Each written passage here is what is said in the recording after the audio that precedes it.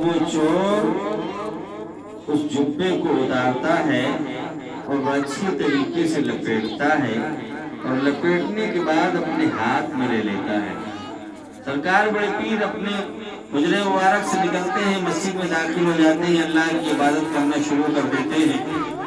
اب وہ چور چوری کی نیت سے جبے کو اٹھایا، اور اٹھانے کے بعد اچھی طریقے سے اس کو لپیٹا۔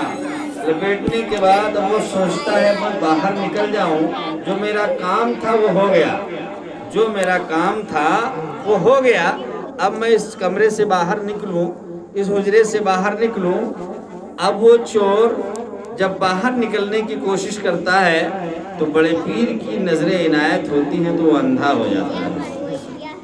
اب اس حجرے میں چاروں طرف دروازہ تلاش کر رہا ہے لیکن دروازہ نہیں مل رہا ہے، لیکن شاعر نے لکھا ہے نگاہ مرد مومن سے بدل جاتی ہیں تقدیریں، جو ہو ذوق یقین پیدا تو کٹ جاتی ہیں زنجیریں۔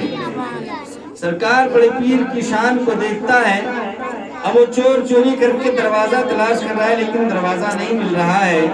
رات کا سناٹا تھا، صبح کی سفیدی نمودار ہونے سے پہلے حضرت خضر علیہ السلام تشریف لاتے ہیں اور ارشاد فرماتے ہیں اے عبدالقادر جیلانی بغدادی، اے غوث اعظم سرکار، فلاں علاقے کے ابدال کا انتقال ہو گیا ہے، آج کی ٹائم ابھی مجھے ایک ابدال چاہیے۔ سرکار بڑے پیر فرماتے ہیں اتنی رات گئے سناٹے میں، اب تمہیں ابدال کہاں ملے گا، اب میں کہاں سے تلاش کروں؟ حضرت خضر علیہ السلام بڑے پیر سرکار سے فرماتے ہیں اے بڑے پیر سرکار، اگر اس علاقے میں کوئی انہونی بات ہو گئی، اگر اس علاقے میں کچھ اور چیزیں ہو گئی تو اے بڑے پیر سرکار اب اس علاقے کا ذمہ دار کون ہوگا، اسے سنبھالے گا کون، اسے بچائے گا کون؟ تو سرکار بڑے پیر فرماتے ہیں خضر اگر تم نہیں مانتے ہو تو جاؤ، میرے حجرے کے اندر چٹائی میں لپٹا ہوا ایک ابدال بیٹھا ہوا اسے تم لے جاؤ۔ حضرت خضر علیہ السلام جب اس چور کے پاس پہنچتے ہیں ارشاد فرماتے ہیں اے حجرے کے اندر چھپے ہوئے انسان باہر آ جا، تجھے سرکار بڑے پیر بلا رہے ہیں۔